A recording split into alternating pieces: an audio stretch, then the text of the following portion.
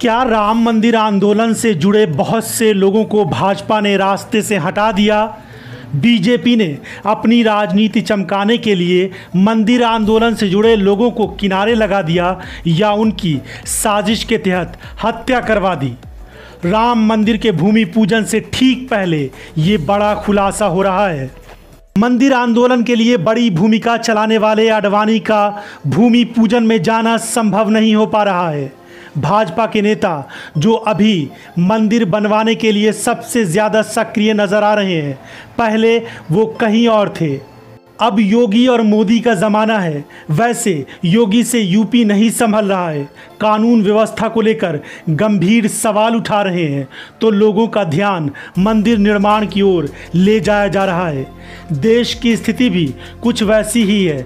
अर्थव्यवस्था से लेकर सीमा सुरक्षा के मामले में मोदी सरकार सवालों के घेरे में है।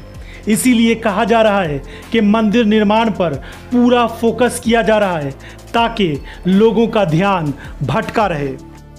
आपको दिखाते हैं कि किस तरीके से अब ये बड़ा सवाल उठ रहा है कि क्या मंदिर आंदोलन से जुड़े बहुत सारे लोगों को किनारे करने के लिए भाजपा ने बड़ी साजिश रची थी। ये आरोप लंबे समय से लगते रहे थे कि सैकड़ों करोड़ रुपया राम मंदिर के नाम पर घोटाला किया गया है, लेकिन अब सामने आ रही जो खबरें हैं उससे पता चलता है कि लगभग 1400 करोड़ रुपए से ज़्यादा का बड़ा घोटाला इसमें किया गया है। इससे जुड़े कई बड़े सवाल भी उठ रहे हैं कि भाजपा और उससे जुड़े लोगों ने सैकड़ों करोड़ रुपया राम मंदिर के नाम पर कैसे गबन कर लिया। इसके साथ ही अशोक सिंघल की मौत हो या प्रवीण तोगड़िया का लावारिस अवस्था में मिलना या फिर कमलेश तिवारी की हत्या, ऐसे और भी कई गंभीर सवाल हैं और गंभीर आरोप हैं जो भाजपा पर लग रहे हैं। वैसे राम मंदिर आंदोलन का मामला हो या इस तरह के बड़े आरोप और सैकड़ों करोड़ रुपए के गबन का मामला हो, इस वक्त भूमि पूजन का काम हो रहा है और राम मंदिर निर्माण का काम तेज़ी से आगे बढ़ने वाला है। इसीलिए लगता है कि शायद इन सवालों का जवाब मिलना काफी मुश्किल हो सकता है। से लेकर हिंदू सभा राम जन्मभूमि का मुकदमा लड़ रहा था। यही लाल कृष्ण आडवाणी सहित भारतीय जनता पार्टी और आरएसएस के प्रमुख नेताओं ने हमारे नेताओं से संपर्क किया और उन्होंने कहा कि भाई साहब, आप लोग इस तरीके से मुकदमे लड़ते रहेंगे, अगर आप कहें तो इसका हम राजनीतिकरण कर दें और अपनी सरकार बन जाएगी तो राम जन्मभूमि का मुकदमा ठीक ठाक हो जाएगा।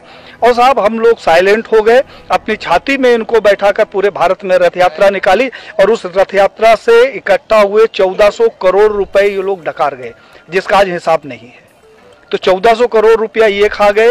हिंदुत्व के नाम पर जो भी प्रखर नेता आगे आता है, कहने के लिए थोड़ा सा बुरी बात है लेकिन कहना जरूरी है, अशोक सिंघल जी को मैंने पत्र लिखा। हमने कहा 1400 करोड़ रुपया जो राम जन्मभूमि का इकट्ठा हुआ कहाँ गया?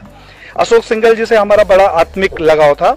उन्होंने उसका जवाब दिया और मुझे फोन किया कि पांडे साहब, मैं अयोध्या जा रहा हूं, आप आ जाओ, आपसे कुछ बात करना है। मैं जब अयोध्या गया तो एक गले में वो पीला टॉवल रखते थे, उन्होंने जो शिला रखी हुई थी उसकी धूल झाड़नी शुरू कर दी। हमने कहा कि ये क्या कर रहे हो? बोला, पांडे जी, मेरा अंतिम सपना है कि किसी तरीके से मेरे जिंदा रहते ये मंदिर का निर्माण हो जाए। साहब, उन्होंने हमारी उनकी काफी गंभीर चर्चा हुई। उन्होंने कहा, पांडे जी, अभी नहीं तो कभी नहीं। तो हमने कहा, क्या करोगे? आप लड़ तो सकते नहीं। बोले कि अब मोदी है और लड़ूंगा भी और विरोध भी करूंगा। और साहब, अशोक सिंघल जी एक स्वस्थ व्यक्ति जिसके साथ हमने 2 दिन बिताया, वो दिल्ली जाता है और अचानक उसकी मौत हो जाती है। प्रवीण भाई तोगड़िया, जिसके पास जेड कैटेगरी की सुरक्षा हो, जो पेशाब करने बाथरूम में जाता है तो पहले बाथरूम चेक होता है और वो रोड के किनारे लावारिस पड़ा मिले, उसकी सिक्योरिटी का पता नहीं और उसका पता नहीं।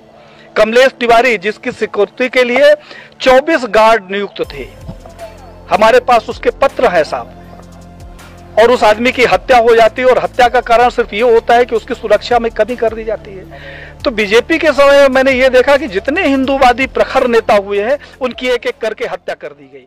अभी 2